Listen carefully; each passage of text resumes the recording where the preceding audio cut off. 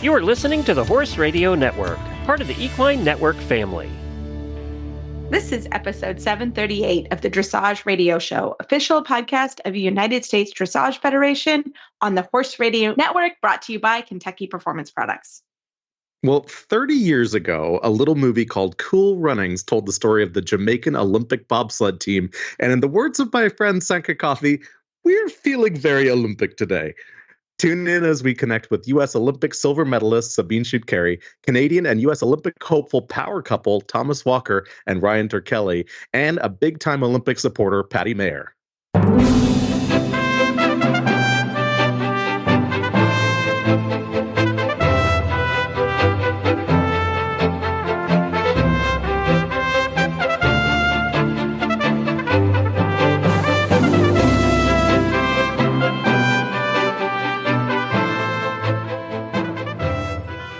This is Reese Koppler-Stanfield from Wellington, Florida.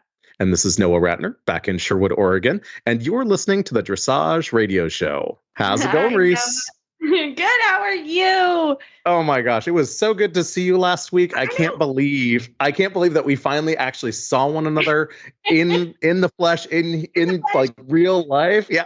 In the flesh, well, we had seen each other, so we're gonna have to make it a monthly thing now because we saw each other in Omaha, and then you know, it's so funny because again, in Wellington, everybody's here, and we all live within. I mean, from where I live to you is maybe 15 minutes, but right.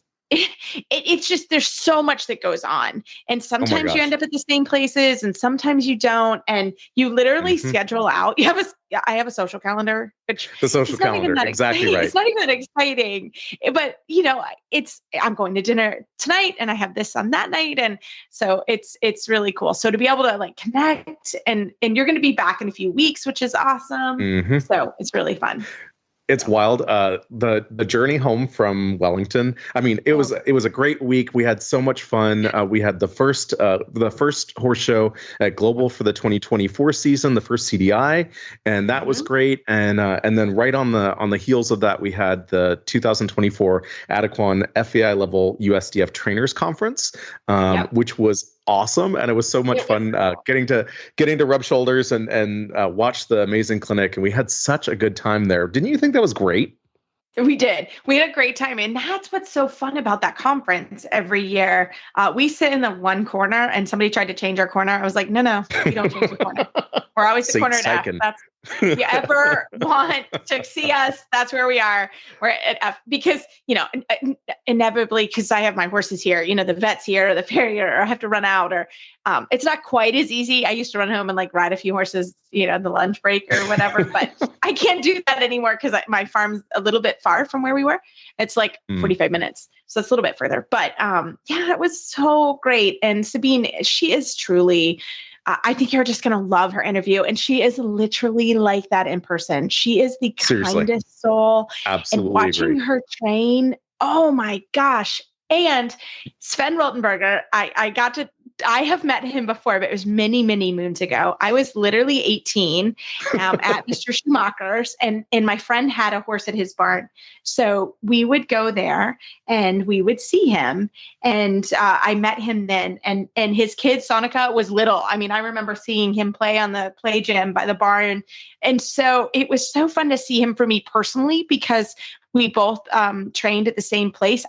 He was at Neuhoff for many years. Yeah, he was at Hofbad Neuhoff and Conrad Schumacher's for years. And I missed him by about 6 months. And so he had left her a couple months before. He and his now wife, now they're grandparents actually, but they had just met and they got married and moved on to their farm. And I came in. So it was fun. I got to chat with him just for a couple minutes. And I was little throwback. Yeah, I'm sure he doesn't remember me, but I remember him. I remember going to his farm, and I just thought it was the coolest thing. We were joking about where we sit in the arena during the conference, but one of the things that I noticed is nobody left. Like from the beginning of the conference to the end of the conference, people were enthralled. Like this was cool. was so well done, and the clinicians just worked seamlessly with one another. The content and the education that was going on. I don't think you could leave, even if you like physically needed to leave. You're like, no, I can't miss anything. I can't miss this anything. is too good. And that is not. Sometimes some of the clinicians people head out, so it was cool that everybody stayed and just to see the difference in the horses. And you'll hear it in the interview, and we're going to get to it because Sabine is not to be missed. But just their level of detail on the basics was just remarkable and such a good reminder for everybody who was sitting in that And I hope that every trainer took that back to their students, which is we saw some of the best riders in the country literally doing basics and working on their position and working on transitions. And it doesn't change as you get fancier in quotation marks. And I think that was just so cool to see. Some of the top trainers in the world were like, nope, we're going to bring you back to a 20-meter circle for 10 minutes and work on a couple things. And it certainly made me sit a little taller and come home and train a little bit in more detail. So it was a great conference.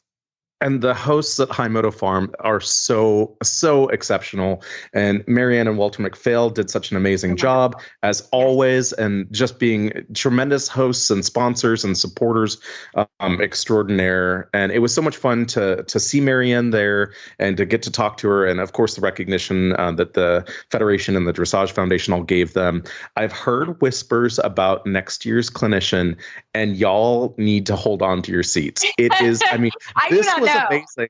This was amazing, and I can't. My lips are sealed. I will not say a peep.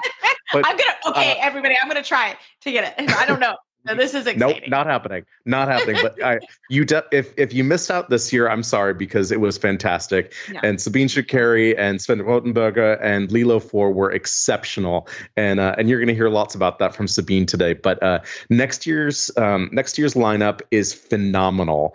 And I would highly, highly, highly encourage you to put that date on your calendar. Go to the USDF.org website and make sure that you pay attention to the 2025 Adequan USDF FEI Level Trainers Conference. Mark that date on your calendar and be sure that you are there and watching that space, because I know tickets are going to fly once the clinicians are announced. You're in for it.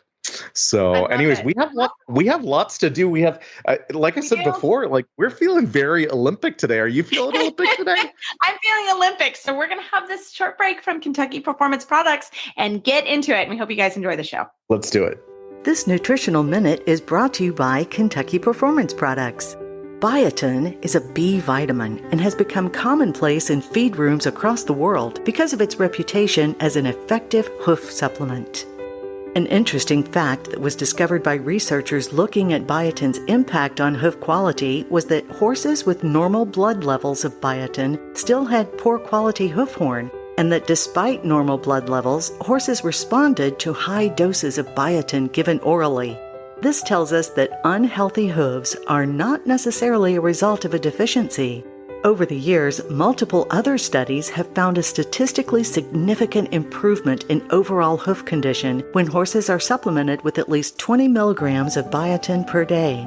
Researchers found that if improvement in hoof quality was seen within 8 to 15 months of supplementation, the horse would need to remain on biotin the rest of its life to maintain that improvement. Other nutrients such as zinc, methionine, and iodine can also affect hoof quality. A well-balanced hoof supplement will contain all of these nutrients in addition to the 20 milligrams of biotin per serving. When you're looking for an affordable, effective hoof supplement, we recommend Caraform Hoof and Coat Supplement.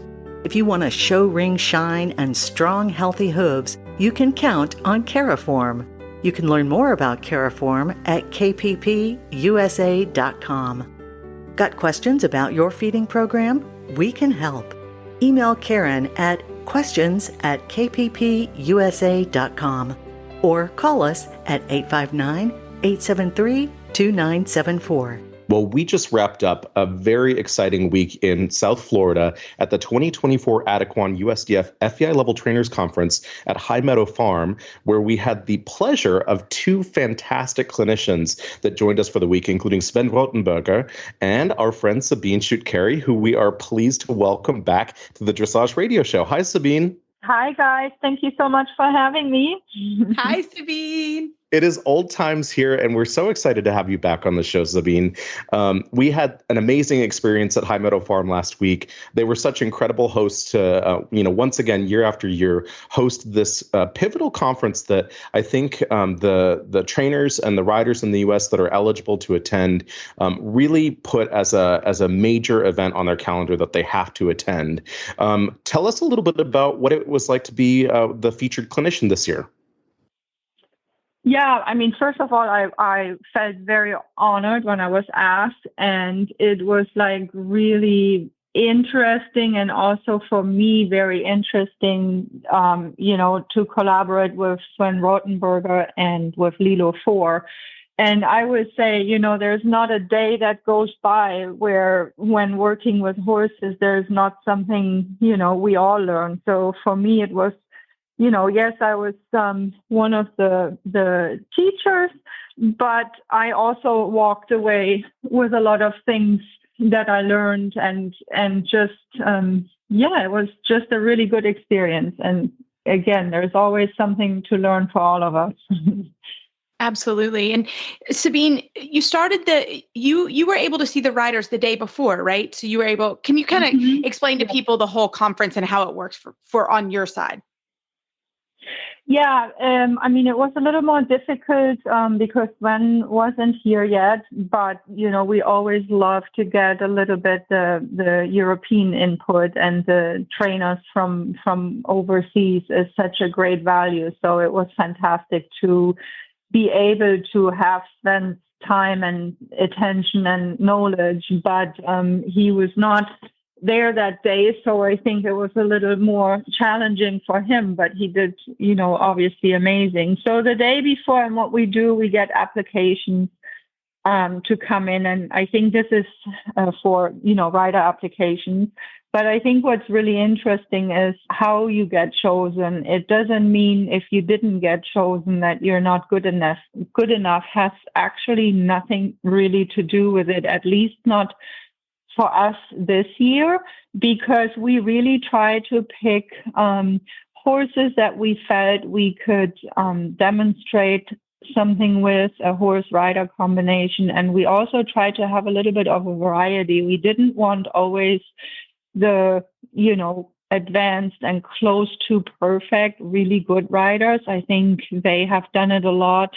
I think we wanted something really authentic also, with some really authentic and everyday training issues that all of us deal with.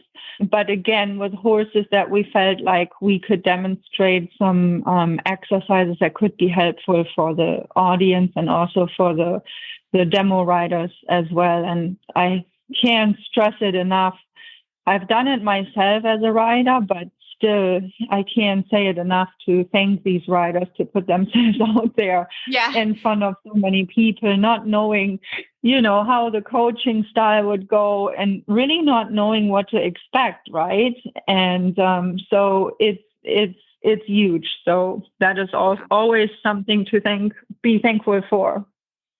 I think the rider and the horse selections that were made for this clinic were really exceptionally well done. And, as I sat through watching Endel Otz's ride, I know that, we all know that Endel's an exceptionally talented rider, and the horse that he is on is also an incredibly talented partner. And Sven was putting them through some paces that, most people would say, hey, these are fairly basic skills. But I think for so many of the trainers that are in the crowd watching. It's such an awesome experience for them to be able to see the training progression and see a foundational skill being applied to a top level rider. And I think that it really takes a talented clinician to be able to deliver that and be able to explain a concept while still challenging the rider. What were some of the highlights for you as far as the nuggets? I mean, we had Lilo 4 was there as the facilitator. You had your colleague Sven Rothenberger that was there. What nuggets of knowledge did you guys take away from this clinic? Just really, like, I know it's such a cliche word, working on basics, but it really, I think it went really well because I think that was close to all three of our hearts, when Lilo's and mine. And, it's always very entertaining and fun when you have riders do Grand Prix movements or movements in general. But truly, what's the hardest is working on the basics. And that is also always really challenging to improve in the clinic format of 2 days, because it does take a little bit longer. And I try to really also point out to give some exercises and things I would look for, but also was trying to give riders and trainers confidence that is not, we won't always see the difference in 1 or 2 rides, and really send them with some exercises and thoughts home. And it really takes a very educated eye, and I, again, I mean, we all keep learning. This is, I guess, why we're all so hooked also on this sport, because it's always something more. And so it's very, inspiring and wanting to keep moving and trying to make it better. But it really takes a very, very educated eye to see when a horse is truly working through the entire body, in the sense where it represents the whole training scale. And it's what we're facing nowadays with this fine breeding, and where the breeding got so well and improved. It's a very fine line with the quality in today's breeding of the horses, where true throughness is being or can be masked by the quality of the gaits and natural uphill balance that these horses come with. But even those beautiful moving horses, and that have naturally a little bit more uphill balance than we used to like 30 years ago, in the end, I feel like every horse still needs to be gymnasticized and trained. But I think these symposiums, again, are really great to really show it in person, why that is important. And I think Sven did also a great job with these talented and more upper level riders to showcase that, how that is so important, because it's very seducing to ride very flashy, and you have great results in the young horse classes, or can, and also lower levels. But I think by the time you get to Grand Prix, there is no way around it that you have to have a trained, a supple, a happy, and a gymnasticized horse. So that is really close to my heart.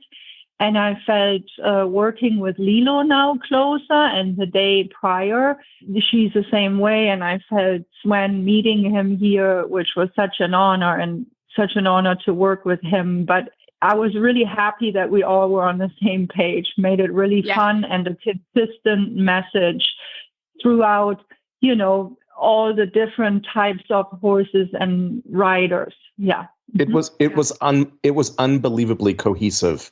It really seemed like the three of you, it was rehearsed, but still somehow totally authentic and off the cuff. That everything just seemed like it was seamless from one perspective to another. I think you guys did a tremendous job. And I tell you, when you say it seemed rehearsed, I mean, poor Sven, he wasn't there the day before, and there was I can tell you that there was no meeting before where we even talked about this, what we would do. So that's even more impressive.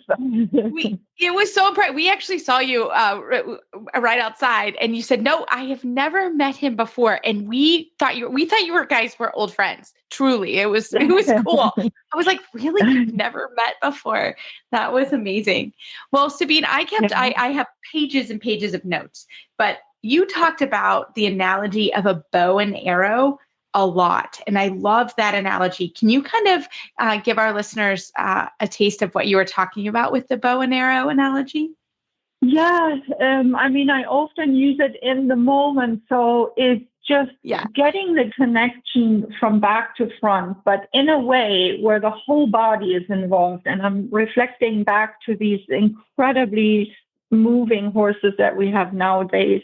And the difference, so the bow and arrow is the difference to me when the horse really works through the whole body versus maybe being a little stiff in the top line and in the back, but they still use their legs. You know, you get very flashy by using their legs a little bit separate from the whole body, which still can be very impressive. And I think that's where nowadays we get ourselves a lot in trouble when, you know, again, it takes such a great eye to see the difference. But to go back to the bow and arrow, so that you can really, that the horse is pretty much through, meaning it lets the aids through. It's in front of the leg, it's on the leg, it's not running from the leg, the horse.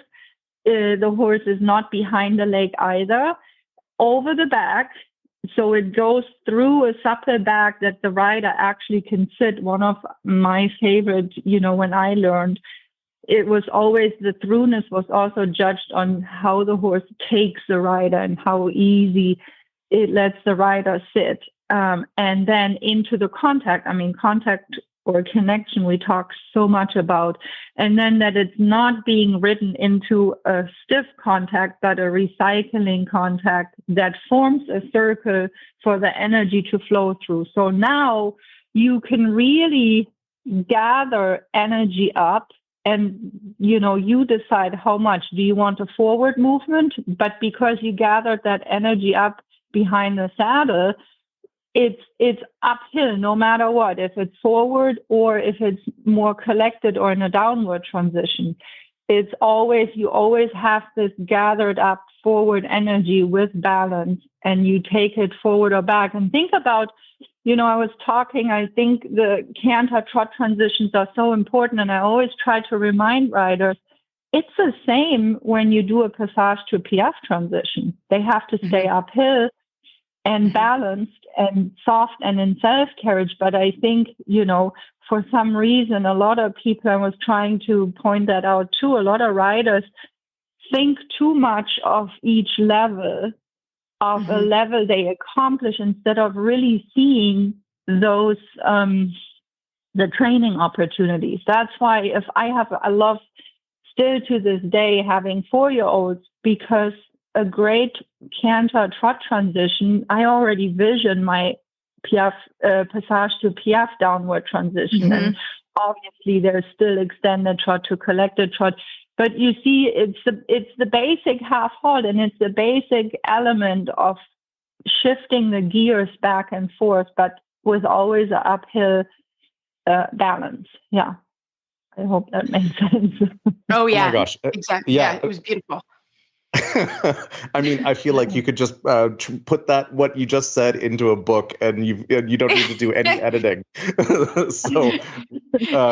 so exceptionally well stated and so articulate, Sabine.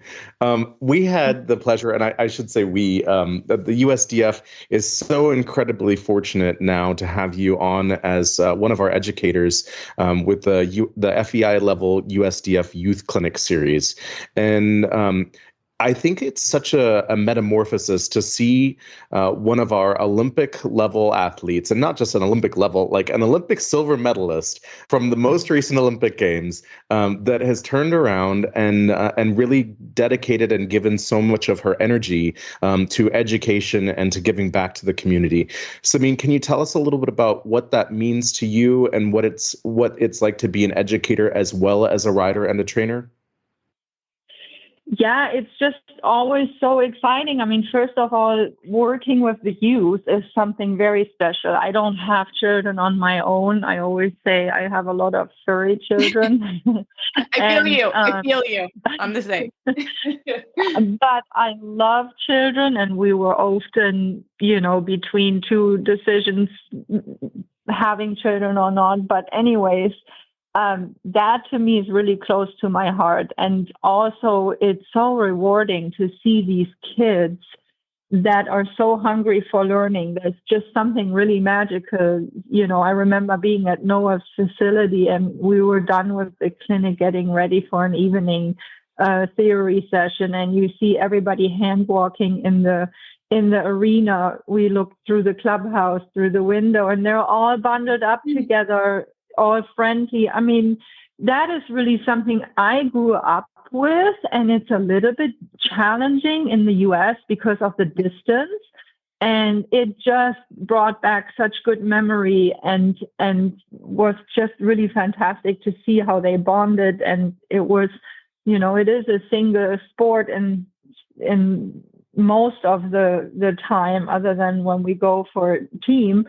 But it was just fantastic to see how they all got together. And again, for me, I mean, even passing on, I don't know, I always think any mistakes I also make, I'm always thinking, I want to pass that on. Maybe somebody else I can help with not making that mistake, or at least making sure they don't do that. And inspiring people, and it's just the whole package of the sport. So for me now, also doing a little bit more teaching in form of master classes or symposiums, and, doing the youth clinics. I mean, first of all, I'm very, very honored, but it's just really exciting and fun to pass on what I have experienced and also what I have learned.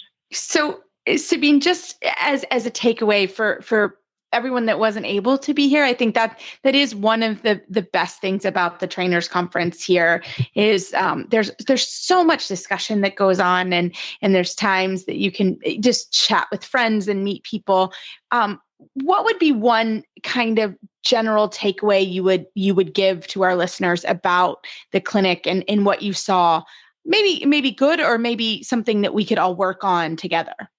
I mean, in general, I think just what you just said, just coming together in this big country is so important. And being this, I love that it's a trainers conference. And, to be honest, I've lived for 7 years in Texas. The middle states, they all are a little bit always suffering from the distance and not always having the access that maybe, especially East Coast, Southern, Florida, or the West Coast has. So I think it's just also, like you said, a great opportunity to meet with trainers from all over the country. And just when you ask, I think you meant also more a specific training tool from this past weekend. I will go back and stick to my the basics. And I think I always say that it's easy to ride every day, but it's not easy to ride every day well. And I don't mean by that that is necessary, but I think that you get my point. And I think one thing I really can say is sometimes we forget the basic things because it's so complex. And I think sometimes we maybe overthink a little bit. And sometimes I feel like the horses give us so much information too, where sometimes I feel like we don't listen. I was really reminded that strongly on my last year on my Africa trip, because people asked me, well, how can you get so close to these big five animals, the lions and the rhinos? And you know what it was? The guard, he was German and he was very knowledgeable, and you could tell he was so passionate, and he was reading these animals. And based on understanding them, he made decisions how close we get there or how long we stay close to a lion, or etc. So it just reminded me the horses give us so much information. Let's take, for example, what I said earlier. If your horse gets a little uncomfortable, like I have a young one and he didn't let me sit as well anymore, well, what does that tell me? He's probably tense and he was not supple in his back. So I do a little bit more work and pay attention to that. Or if a horse gets a little bit lateral in the walk, what does that tell us? Most of the time, the horse is tense. And instead of keep going, just take that information in and go back and fix that and make sure emotionally the horses are all good. They're hard to show us uncomfort, and because I think they're very pain tolerant in general, and they don't show like maybe other animals as easily when they're uncomfortable. So I really try to pay attention to those things that come up in the training, or sometimes teeth grinding. Well, what does that tell us? Well, he's probably not that comfortable. And I'm not saying that it's wrong, right? And sometimes we get horses with already those things, but I feel like, you know, I have a horse. I mean, I always love to just say I have the same problem, right? I have a horse, or I'm training a lot of young horses. They sometimes go through a phase where they feel a little overwhelmed and challenged. And I had a horse. He started a little bit, his teeth grinding, where it right away gave me the signal, back off a little bit, you know, make sure he's comfortable. He's not handling it emotionally and internally as well. And I backed off a little bit and I put some thoughts to what I wanted to get done. And then it was okay. And I could move forward again. But just paying attention to those things, I think, are really important. And also not overbooking your program where you don't have the time for each horse, you know, enough. Like I often hear people saying, I don't know how many horses they ride a day. And I'm thinking, well, you move them, but you don't train them, right? It's taking the time and listening to the horses, I think, is really important, because we do have a lot of information out there with books and these clinics, for example. But again, it goes back to, it's so hard to be every day on top of these things, right? And that's what's so great. I mean, that's one of the reasons you're here today to talk to us on the podcast, right? I think to hear that you also have horses that do that we're not, it happens to everyone. It's not just, we all sit in our arena and every single one's perfect and you're perfect. I mean, I always say no one tries to ride badly, but what you just said was sometimes we're too busy. And I mean, you know, we're not here. We're all here because we love horses. And, you know, as I'm doing yoga this morning and I was like, I'm a pretzel.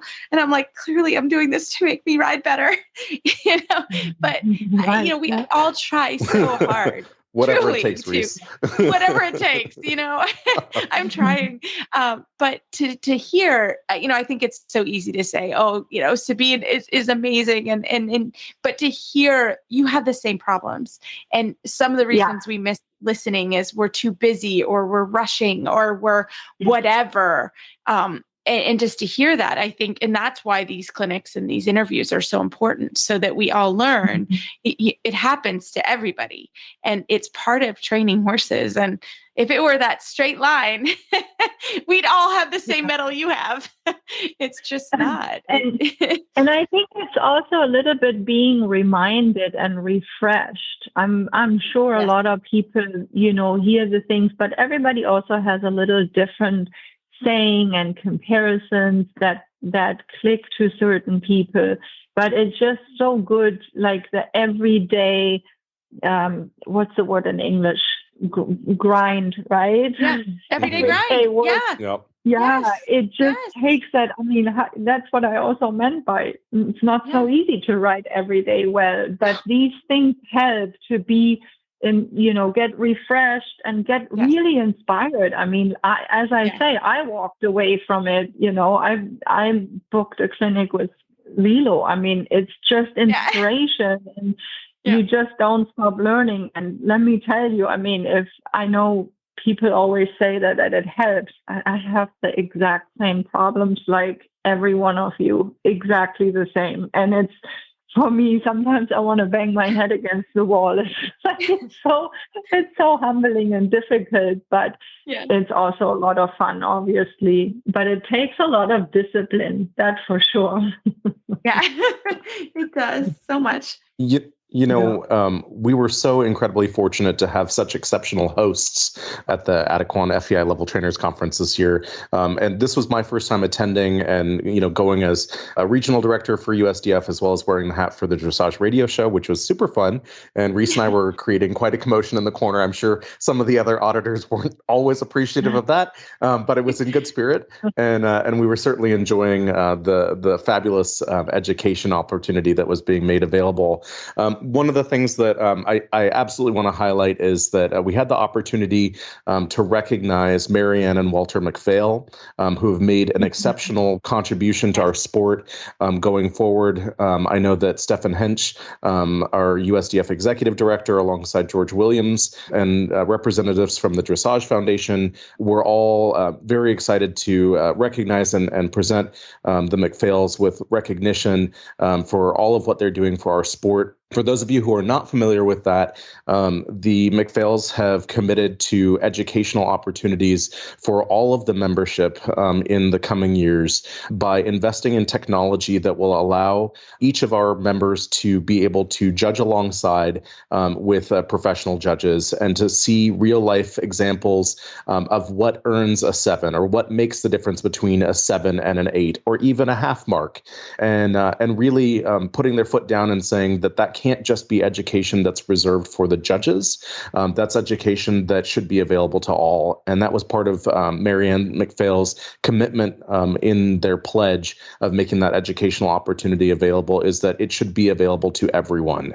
And I think that, as we recognize the McPhails, Sabine, I also want to recognize you. You're doing so many wonderful things for our sport, from the grassroots and the youth riders all the way to the top, and working with professionals and just being such a committed educator, and also turning this into such a collaborative process. I think that it really, you put yourself on the level with the other trainers that are there and with the riders that are up on the horses being our demonstration riders.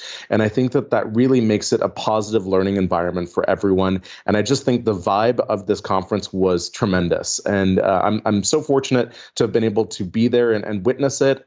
It was not a surprise in any way to hear that come through from Sven and from you and from Lilo. And you all just did such an exceptional job. And we're so proud to call you a member of our community and such an exemplary one at that. So thank you. Thank you so much. Absolutely. We know that your time is precious and that the rain is just finally subsiding for you to be able to get out to the barn. Before we let you go, people always want to know how to get in touch with our amazing guests on the show. What's the best way for our guests to follow or to get in touch with you? Instagram, Sabine, or what is it? Sabine Schut-Kery, I think. I don't even know it anymore. But yeah, and I'm redoing my website right now. So I still have my old one up. Also SabineSchut-Kery.com and Facebook. Yeah, I think that's pretty much it. And then email is kerysabine@gmail.com. Awesome. And I'm going to help her out, folks. So if you're looking for her on Instagram, you can find her at Sabine Schut_Kery Dressage. And you can also just type in Sabine Schut and you will find her there as well. Sabine, thank you so much for joining us. We loved having you and we can't wait to talk to you again soon. Thank you, Sabine. Thank you so much. Thank you. Have a great day. Bye-bye. Even under the best circumstances, travel is stressful for horses. We've all been there, stuck on the side of the road in the middle of nowhere. You can make the journey knowing that US Rider is there for you. Get peace of mind on the road with U.S. Riders' nationwide 24/7 roadside assistance coverage for both you and your horse. Join today at usrider.org.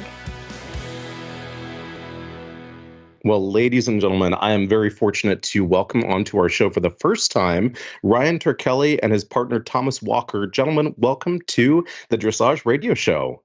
Thank you. It's great to be here. Yeah, awesome to be here. Thanks for inviting us.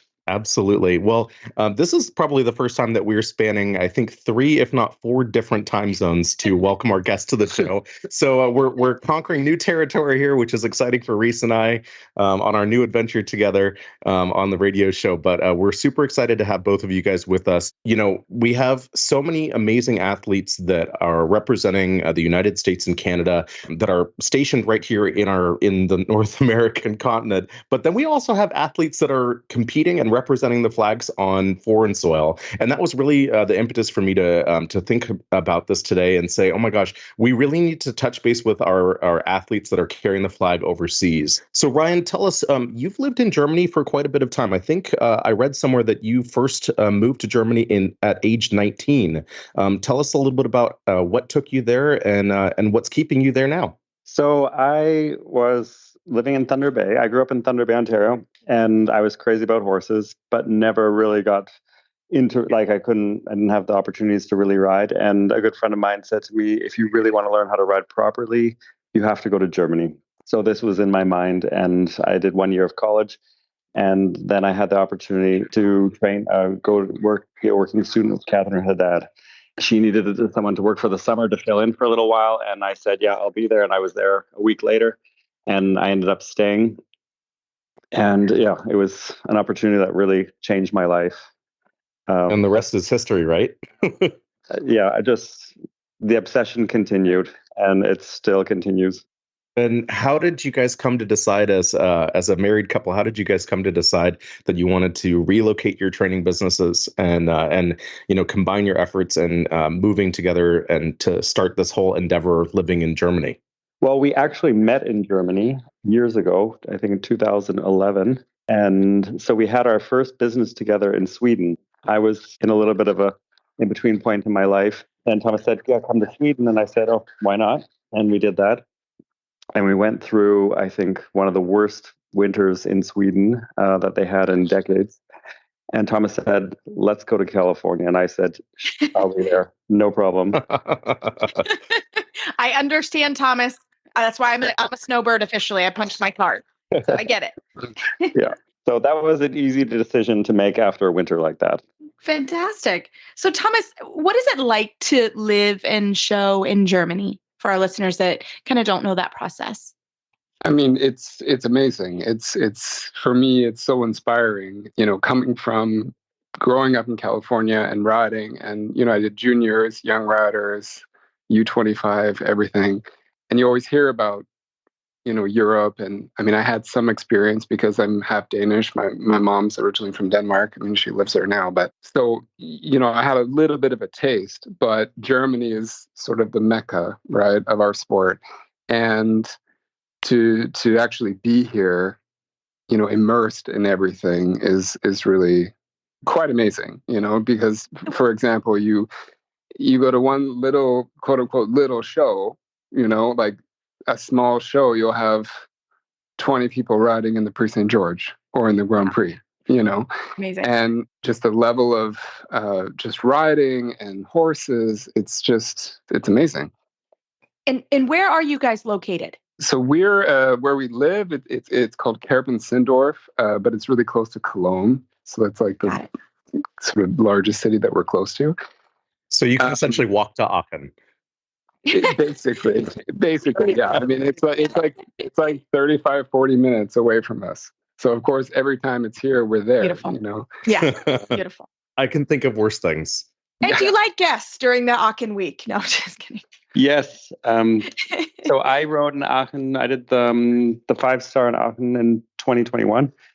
And so I was on the team with the Canadians coming back from Tokyo. So that was a really amazing experience. And then at the end of it, you have to ride your horses on the big jumping field and do the farewell of the nation. Mm-hmm. You guys have all seen that's so that. cool. It's amazing. Well, tell our listeners about it. Yeah, Well, tell our listeners about it. We It's had crazy. a really cool time because you either use your competition horse, which people don't normally want to use because it's a really intense environment, or you can rent horses, but they don't look, they're not shiny, beautiful dressage horses normally.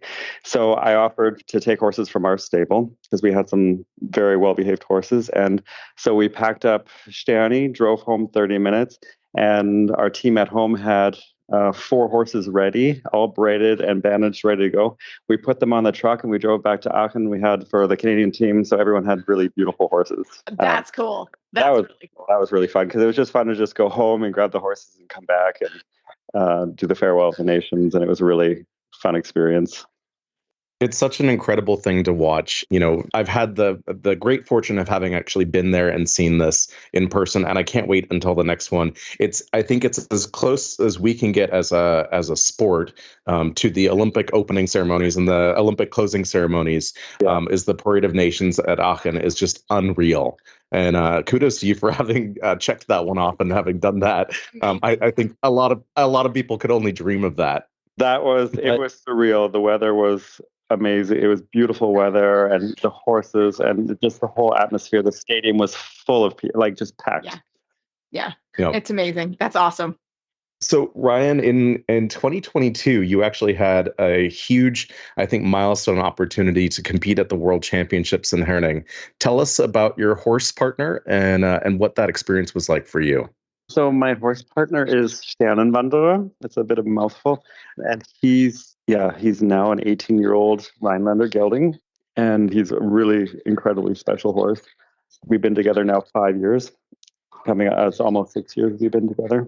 And we started at Prix St. George, and I won competing the first year, and then we moved up to I2, and then we just in 2021 we did our first Grand Prix together, and we've been going consistently ever since.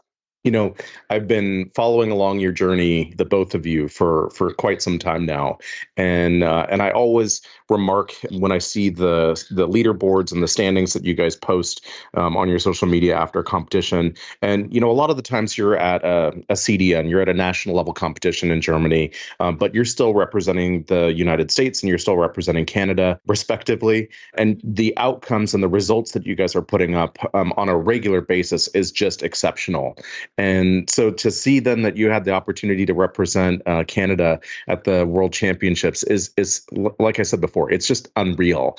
Was that something that you had your sights on, or was that something that it was an opportunity that came up, last minute? No, we had our sights on it. Definitely, it was one of our goals. It was one of our first goals that we set. And, we take one day at a time. It is horses. And we're just very thankful and very fortunate because a lot of factors and a lot of things have to go right to make it there. And I think that was the biggest thing for me, just realizing how many things have to go right and have to go well to make it there. And I have so much more respect for all these top riders that are at the top and stay at the top, because there are countless factors that have to go right to make it there. So for me, making it there and having the opportunity to be there was really very special. I'm very proud of my horse and the whole team behind everything, because it's a huge team of people to make that happen. Wow, that's phenomenal. And on that note, Thomas, tell us about your up and coming FEI horses. Yeah, so at the moment I have Elamanemu. He's my small tour horse, and we did our first international late last year. And you said Ryan had the horse with the tough name. Yeah. I'm like trying to write that down. I'm like, nope. Well, so it's Elamanemu the third, like number 3, but yeah. So yeah, we had our first international small tour late last year, and it was great. I mean, we won the first day in the St. George, and I went in with no expectations at all, because I've had this horse since he was 5, and I've always really had a special bond with him.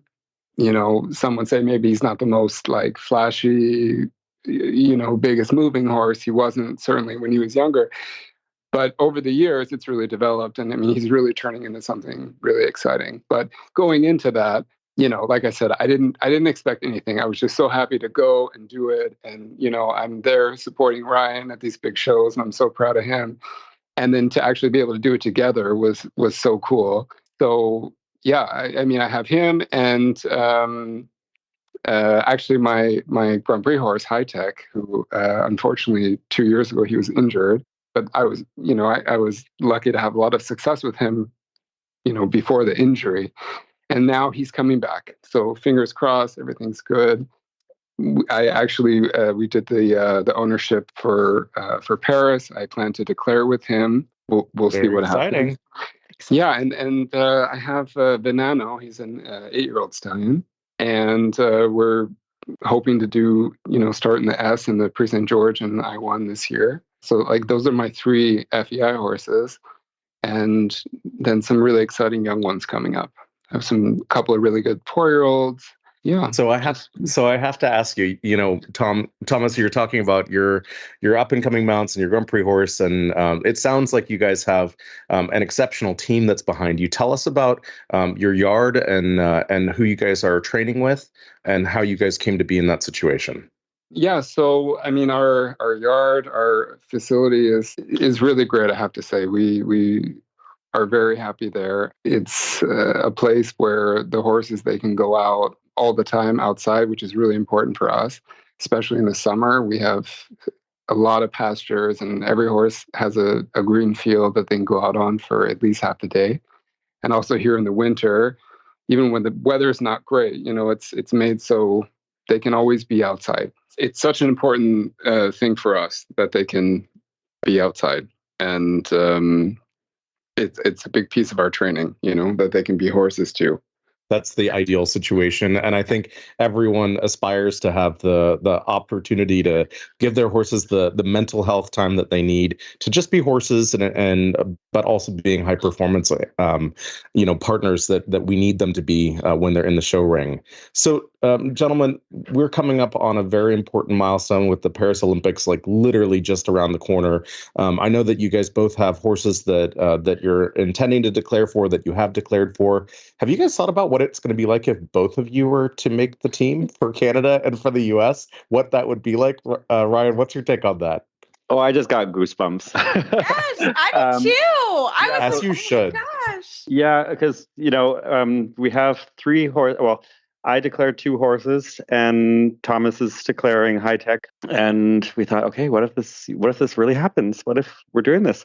And it's for sure the ultimate dream to be doing this together. Well, can I just say, can we have you guys back on if that happens? We want to have you guys back on, but we want to be the first ones back in it. Exclusive rights. Okay. Exclusive rights. We want exclusive rights. Just saying. That's fine. Amazing. Thomas, how about for you? What was that experience like to declare and to officially put your hat in the ring on this?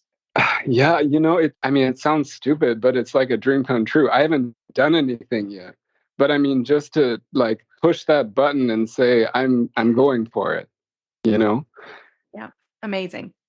And then it's even more motivating, to just think about it's. There's a lot of mental stuff that we have to go through as riders, and whatever, it doesn't matter what your situation is, but, yourself is sometimes your worst enemy, I'm not good enough, or my horse, I know my horse is good enough, but I think, he was injured 2 years ago, and, I don't want to push him too much, which I won't. And if we don't make it, it's okay, but just to try is something pretty special for me. Yeah, that's amazing. So what happens now? You click the button. That had to happen pretty soon. I think that are the U.S. declarations in the next couple weeks. So what happens now?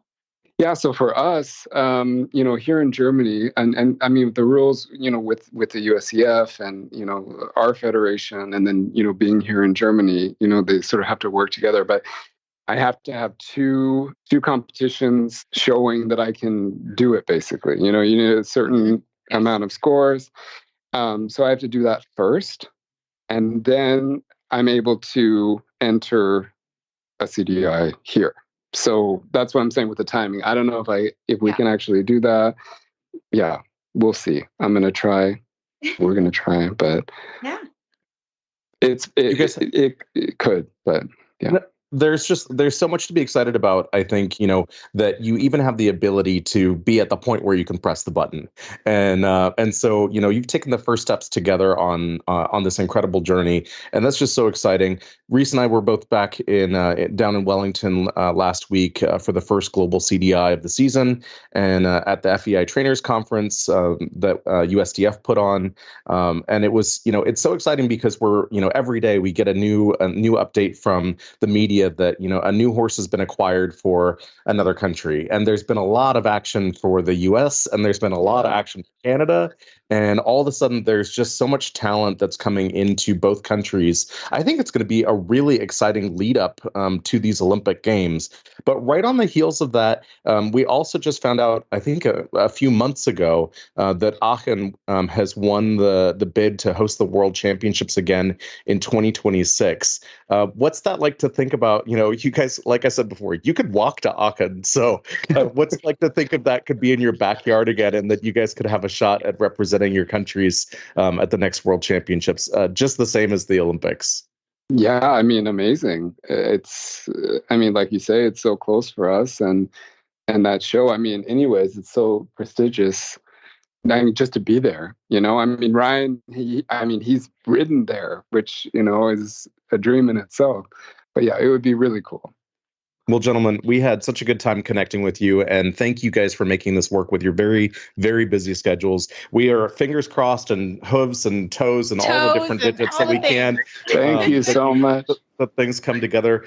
We want to make sure that our listeners can follow along with your journey. Ryan, if our listeners want to connect with you guys, what's the best way for them to reach out to you? What are your social media contacts? Yeah, best is on Instagram, and that's just Ryan Torkkeli. My last name's a little bit hard to spell, but it usually comes up. It's 2 Ks, 1 L. We'll help them out with it too. Yeah. Very good. So that's the best way to get a hold of me. So, Thomas, if our listeners wanted to get in touch with you, how is the best way for them to reach out? The best would be Instagram. Thomas Walker 684. Perfect. Thank you, gentlemen, both for making time for us. And we will be watching patiently to see your results, and best of luck with your upcoming competitions. Good luck. Thank you. Well, you all seem to really like part 1 of our trailer series. Today, we're bringing you part 2 with Brad from Double D Trailers discussing trailer configuration. Welcome to our monthly horse trailer series, brought to you by Double D Trailers.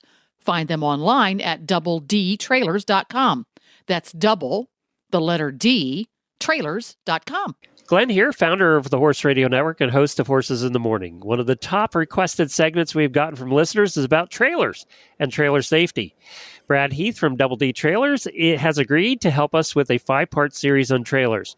Brad is the owner of Double D Trailers with over 25 plus years of experience in the horse trailer manufacturing and equestrian industry. And we had a lot of response on the first episode, and that was the do's and don'ts of trailer hauling. You can find that at horseradionetwork.com/trailer. Today, in part 2, we're talking about trailer configurations and layouts, the least controversial thing that we're going to discuss in these 5-part series. Brad, as you know, I'm being very sarcastic about that because everybody has opinions, right? So is it straight or slant load? Which is better? Which is more horrible for my horse? Let's get into straight versus slant load trailers. Yeah, thanks for having us, Glenn. And yeah, just throw me right into the lion's den right out of the gate, won't you? I mean, come on here. So, I have been doing this for a long time, and we've dealt with thousands of clients on many different configurations. And we hear from clients, my horse doesn't haul well in a straight load. I've got to have something different. And then on the flip side, we hear from other clients, I don't like slant loads. My horse doesn't haul well in that. I can't access the center horse and things of that nature. I'm more of one of these folks who tends not to throw in my opinion on much of anything. That way I don't get into trouble so much. And I try to stick with, what I've learned in factual information and feedback from clients over the years. When we're looking at straight loads, I think the first trailer was built back in maybe the 50s, and it was 2-horse bumper pull straight. The problems that I continue to see with straight loads today, particularly in a 2-horse, you've got once you get 1 horse loaded, you have the butt bar to contend with. That's something that can be a hazard. We've actually had some clients get kicked while trying to access one of the horses and fooling around with the butt bar. And then when you're loading horse number 2, it's sort of like a hallway effect. If you got 1 horse in there, you got the other stall. So this guy, you're asking him to load in a smaller space. Now, granted, if you have a side ramp so that your horse doesn't have to back out, which is another thing that I don't particularly like because many horses don't like to do that. So if you had a side ramp, you could make the argument, hey, I can walk the horse on, I can walk the horse off, I can access either horse if I have an issue and, load one or the other. The slant loads were introduced back in the early 80s, I believe, is the history on that. And primarily, I think to pack in more horses in a smaller space and smaller horses too was their original intention. We'll hear from clients that say, well, my trainer says I need a straight load. And the science that I read says in a straight load that horses balance themselves on both front, both rear, front, rear, front, rear. So you don't end up unloading the horse with one side that's lame or more fatigued than the other.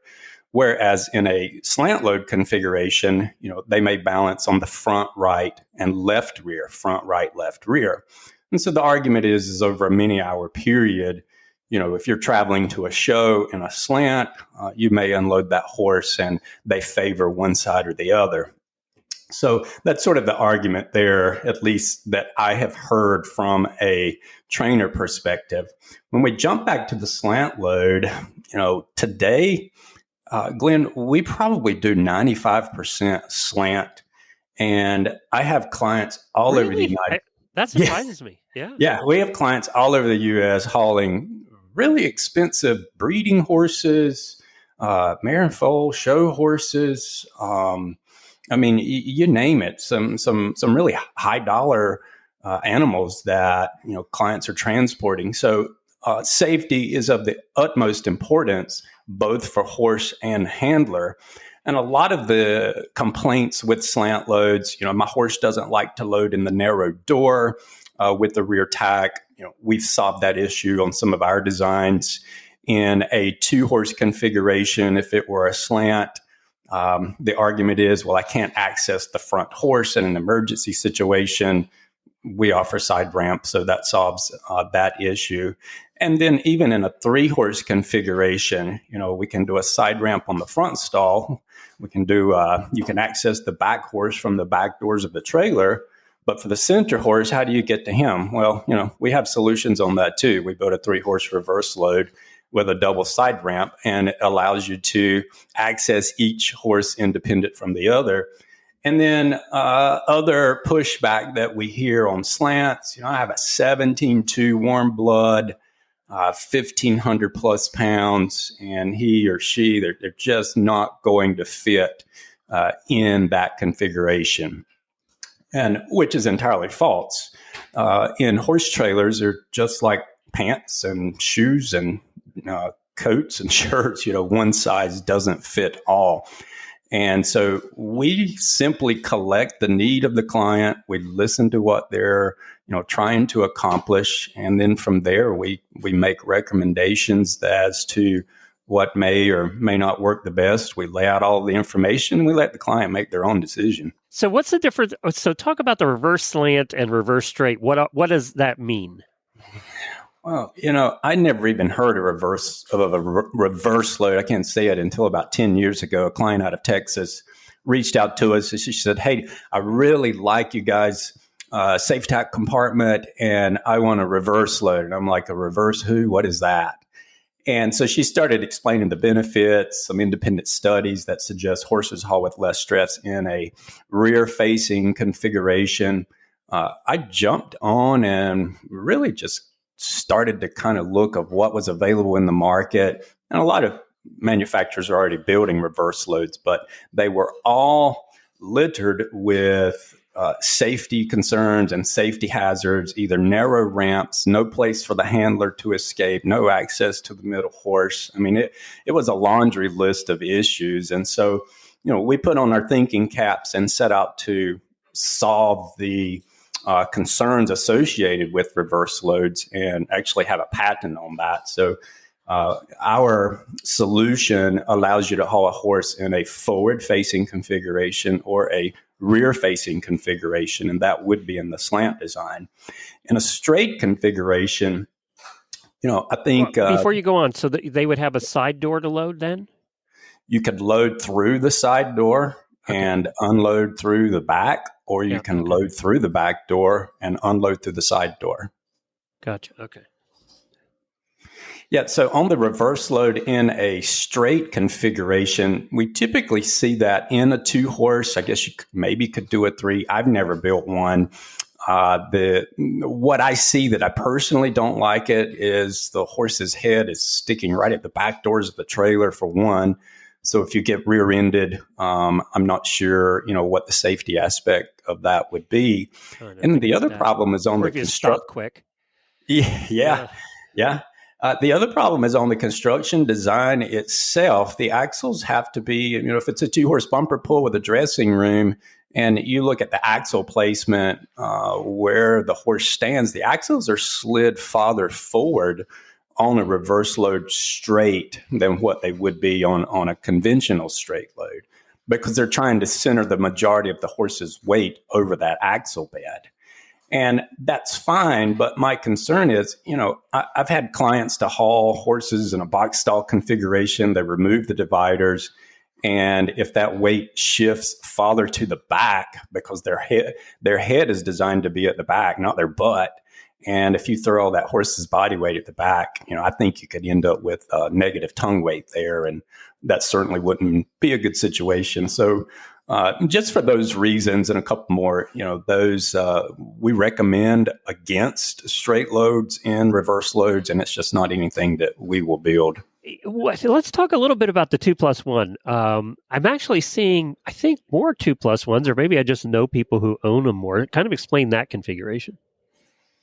Yeah, so I'm not sure who came up with that. I think I first heard of it, I don't know, maybe early 2000s. I have no idea, but 2+1, what does that mean? Are we hauling 3 horses? What are we doing here? And we offer those. I've built a handful over the years, probably less than 10. It's just not something that we've had a tremendous amount of success with. And what I don't like about it, folks... Kind of explain what it is first. Well, 2+1 would be you're going to straight load 2 horses in the back stall. It has a partition, butt bar, chest bar. And then there's a +1 area that's just open. There's not any partitions and typically not any padding. So you could haul a horse up there. Sideways almost, right? Sideways or at a slant. I mean, the horse can do whatever they want if it's in a box stall and they're untethered. My preference is I like to see horses tied, and I like to see horses in stall dividers for, bracing, and you have to really get on the brakes hard and things like that. And, you have a client with very expensive horses, and they're very concerned about the safety. They want the padding, they want the dividers, and they want all of this. And then we've just got this one guy standing at the front by himself with no padding, no divider, no anything. And it's like, what are we doing here? It's like, this one is not important. So, I've had a couple of instances where a client was hauling 2 horses, a 4-wheeler, a carriage, multiple things that she was needing. And that configuration solved all of her needs. So we went with that. So what happens there is the 2 horses are in the back straight load, and then there's a space for the carriage or whatever to go in front of them. That's right. So in that particular configuration that we built for the client, I don't think we had a dressing room on it, just some doors that would swing open. So what I didn't like about it is on a straight load, the divider has to be moved out of the way if you're going to load a carriage to the back door of the trailer. and roll it to the front. You'd almost have just side doors for that door. You got to take the thing apart, and the side door works, but only if you have a short carriage. I mean, you've got to be less than about 90, 80 inches to fit it in sideways, and many of those are longer than that. So finally, the one thing I don't think we talked about where the wheels are, we've talked about weight, we've talked about all that stuff. The one thing we haven't talked about is height. And we've all been behind trailers where you got that tall thoroughbred in there who's hunched over because he's in this little tiny quarter horse trailer. Is there a general rule for the height? Yeah, it's our standard models in an 80 wide. It'll fit up to 15.2 style horse. Those are going to be 7 feet 4 inches interior clearance. Once we jump up to maybe a 16.1, 16.2 hand guy, we'd like to see 7.6 on the height. And then a huge majority of what we build for a 17 plus size, those are going to be 7.8. And I have folks that come to us and they're like, hey, I need an 8-foot trailer. And, my comment is like, in 26 years, I don't know that I've ever built an 8-foot tall trailer before. So, I won't say that 7.8 is the magic number for any horse out there, because there's certainly some that are, really tall, but majority of the time that 7.8 height will give ample room for a large size horse, as well as enough headroom to enter and exit through a side ramp without, smacking their head on top and things like that. Well, that's terrific. A lot of good information here. And I know everybody has their own preference, and we probably haven't changed any minds about straight versus slant, but that's okay. As I said, we've had both, and we both have worked fine for us because we were trying to do it within the limitations of our horses in the trailer, right? Trying to be safe. So you have to do what's safe for you as well. Where can they learn more about Double D and getting a trailer ordered? Yeah, jump on our website at doubledtrailers.com. You can price out right online. You can do various configurations, select your horse size. So a lot of interactive tools there. Yeah, yours is more interactive than any other I've seen. And what are we looking at? One question we did get since the last part that we did is, what are we looking at lead time if somebody orders a trailer? In post-COVID, when all that hit, 12 to 14 months. But, finally things have caught up a little bit and turned back to normal. So we're in about that 90-day window at the moment. Oh, that's not bad at all for a custom trailer. Well, you can find the previous episodes and all the episodes we're going to do, all the segments we're going to do on trailers and trailer safety. You can find them at horseradionetwork.com/trailer. And don't forget that Double D Trailers has a podcast. What's it called? Horse Trailer Post Podcast. Check it out. Well, tonight I am so excited to have back a very frequent guest to the show, Patty Mayer. Patty, welcome back to the show. We have missed you the last couple of months. I've missed you guys too, although you and I do talk separately. But it's always fun to be on. We talk all the time. And I talk to Noah all the time too, so it's perfect. I was going to say, what? We haven't spoken recently? We speak, we see each other, we email, we Facebook, we do things. There you go. Noah and I, we're tight. You guys probably see each other in person more than I see Patty in person, but we talk quite a bit. Well, Patty, we wanted to have you on and catch up. We haven't talked to you in a while, but you, as always, are doing something very cool Friday, March 22nd. Can you tell us what you're up to? True. So we are doing a West Coast fundraiser. Not the people from other than the West Coast shouldn't come. People should come. A fundraiser for the United States Equestrian Team. So for USET. And USET, as you know, kind of funds the elite and developing programs for USEF, who do useful things like send people to the Olympic Games in Paris, or the Pan American Games, or the World Equestrian Games, or name that game. So we did one for Tokyo, and we actually did one as well for Sydney. And it's a super fun event. I mean, this is going to be pretty amazing. Mark Wahlberg is our honorary chair, and I hope he's going to actually come. I mean, sometimes honorary chairs do things like get real jobs, but that would be super fun. I'm hoping he's going to be there. And, as you know, we have, our dressage team coaches out here, and so Charlotte should be there, and Christine is is going to be our person in Paris. And so she should be there, and Stefan and Gunter and, the gang. Hilda's going to come. I mean, so we should have, at least on the dressage part, lots of Olympians, and I'm not as good on the the jumper part. And and Tammy Smith will be there too. So I know we're going to have eventers as well. And we're going to have, it's good. We got so lucky because there's a big hunter jumper show at Del Mar Fairgrounds the same weekend as there's a CDIW at Show Park, and they are right across the freeway from each other. So we should have an amazing group of people coming. We're, with luck, we'll have, 450, 500 people there. And we have super fun demonstrations and insane, I'm in charge of this part, so it better be good, and insane live and silent auction items. So if anyone would like to donate by hearing this, call me. So we have VIP tickets to the Olympics, including, fabulous seats for either dressage or jumping, and the VIP hotel in Versailles, and being wined and dined. And, it is impossible to get tickets to the equestrian part of the Olympics. And so we have that. We have a month's worth of board and training with Christine Traurig and Sabine Schut-Kery. We have really pretty, we have a similar one for jumpers with another like amazing jumper coach. So, a month's worth of board and training. I'll arrange for people's horses to get taken places. I'm, looking for a place to store, to house people. We have a full equestrian makeover at Mary's Tack and Feed. So there's one for dressage and one for hunter jumpers, where, a glittering person from dressage will take you to Mary's and help you choose out your new ensemble. And we have another very famous person. I know. And another famous person will come with you to Mary's Tack and Feed and do that. And then Halter Ego, bless their little cotton socks and fabulousness, Wendy at Halter Ego is developing, first of all, they're our entertainment sponsor, so they're helping, pay for some of the entertainment, which is pretty fun and good. But also she's developing her own, a line of a line of USA themed gear specifically for the event.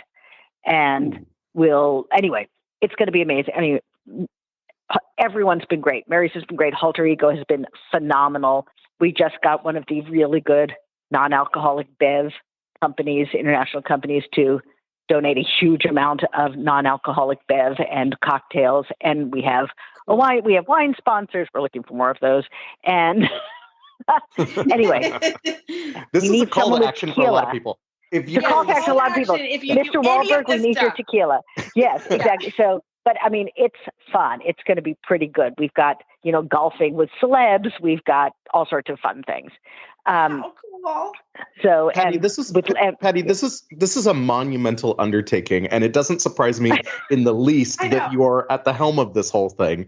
Tell us a little bit about what fuels your fire on this. Why are you so personally invested in this? Well, A, I'm an idiot, and B, as you know, I like to do things. So I do things for a bunch of different charities. I do things for that. I do things for DASC, which has been Dressage Association of Southern California, which has been kind of reformatted to give money away to people who need it in our community. I do a lot for the Motion Picture and Television Fund, which is, in my previous world, a charity started by Mary Pickford and Douglas Fairbanks that has everything from an old folks home to clinics to anyway. So I do a fair amount of just this kind of work. And then years ago, I'm trying to remember who had called me up. I got involved doing a fundraiser for USET for Sydney. No, not for Sydney. What was the one right after that? For Beijing or for London? No, it wasn't. No, it was for Athens. London. Athens was 2004. For Athens, yeah. And I got involved with that because someone volunteered me because I was in the film industry and they needed stuff done. Wait, Noah, have you ever heard of anyone volunteering me to do things before? No, never. No. I feel beef, everybody. I feel a little something here. And then several years later, because then I moved to England and moved back and whatever, and several years later, Christine Traurig and Sean Cadell, who is Gunter's husband, had put on a USET fundraiser in San Diego, and it was great. And they just shouldered it and did it, and it was a fabulous and fun event. Again, mainly dressage people, because they're dressage people. And I called up, I want to say Sean and Christine, before Tokyo and said, we should do that again. And Sean, of course, is phenomenal. It's like, yes, we should. And then the committee, the committee of group, the group of us who do this at the moment are me, Sean, Annie Finch, Laura Maloney, and Francie Neil Ferruccian. That's our kind of committee that's putting this on. And then we have a big host committee of people who are putting it out on social media and, trying to get their clients to buy tables. And then we have an athletes committee of people who are doing the same. So it should be really fun and really glittery and really festive. There you go. So, there's so much exciting stuff going on in Del Mar again, and it's really exciting. It's probably been, 10 years plus since we had these really big CDIs in Southern California, but specifically in the Del Mar area and San Diego area. You already said it before, but we have a major hunter jumper event going on at the Del Mar Fairgrounds, and on the other side of the interstate, which is like literally maybe a mile away or less. Yeah, you could walk. At the newly renovated HITS Del Mar Horse Park is coming alive, and they've got a whole string of CDI competitions, and it's probably, I haven't looked at the calendar, but it's probably one of the last CDI World Cup qualifying events in the North American League for our athletes will be held that same week. So this event is happening on March the 22nd, right? Correct. March the 22nd in the evening. You can get tickets online at uset.org. There should be a nice landing page. And if you can't figure that out, my God, call me 310-729-3365 and I'll get you the right place. And if you have anything to donate or bevs, we need beverages, tequila specifically. Not yet, but we are really good on non-alcoholic bev. So, nice. I mean, really good. I don't think I can announce it yet who it is, but it's super good, super good. So I'm very excited about it. The last CDI, which is the last qualifier for the Olympics for the U.S. team, is going to be in Temecula. It's the first weekend in May, and it's called the Spring Benefit Show, and it's a fundraiser for the Dressage Association of Southern California, which, as I said, has been, redone as kind of an old-fashioned charity where, you are someone who needs money. You broke your arm and you're in the horse industry and you need someone to help you pay your deductible, that kind of stuff. So that's going to be the final selection trials for the Olympic team, and that's going to be in Temecula at Galway in May. And I have to tell you, I'm going to make a little pitch for riding in CDIs. It is so much fun. I mean, who cares if you come in first? Well, I mean, some people care if they come in first or last. I tend to not care if I come in first or last because I'm going to get comments from 5 of the best judges in the world. And I'm going to be able to see all of those comments online in a really interesting and easy way. And I'm going to learn more. And, oh, by the way, if you can't ride without a whip, seriously. And you now can ride without spurs if you have a horse that doesn't go in spurs, which is fabulous, which you, by the way, can't do under USEF rules, but you can now do it under FEI rules. So, and as someone who tends to overaid, I'm considering that. Maybe I'll do better if I don't wear spurs and goose Scorpio. Oh, no, I love it. Well, Patty, thank you so much for tonight. And again, one more time, how can people find info on the fundraiser? On the fundraiser, www.uset.org. If someone wants to get a hold of me, they can call me on 310-729-3365, or better to text. There you go. Yeah. I love it. Patty, thank you so much for the announcement. We're really looking forward to it. You're very, very welcome. Talk to you soon. Thanks, Patty. Well, everybody, remember, we love your email and Facebook shout outs. Please feel free to say hi to us. If you see us in Wellington, Noah and I, we would love that. We always love when people come. Don't feel weird. It's fine. It happens all the time. And we're nice. We don't bite. Yeah, we don't bite, just on most days. But as always, you can find our show notes and links to today's guests on our page at horseradionetwork.com. Search Dressage Radio Show. Like us on Facebook, just search Dressage Radio Show. Follow us on Twitter at Horse Radio. My website is maplecrestfarmky.com, and my email is reese@horseradionetwork.com. And my website is devonwoodec.com, and you can follow me on Facebook at noah.ratner or email me at region6dir@usdf.org. We'd like to thank our amazing friends and show sponsors, Kentucky Performance Products and Double D Trailers. If you'd like to support our show and the Horse Radio Network, you can do that through the Auditor program found at horseradionetwork.com. From the stable to the show ring, from the first half halt to the last, make every day count. Talk to you guys soon.